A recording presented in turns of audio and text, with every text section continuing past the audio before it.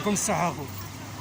كما تشوفوا الاخوان كنت غادي في الطريق لقيت هادو كيغنيو ناس غيوان تبارك الله عندهم صوت زوين. الله يعطيهم الصحة.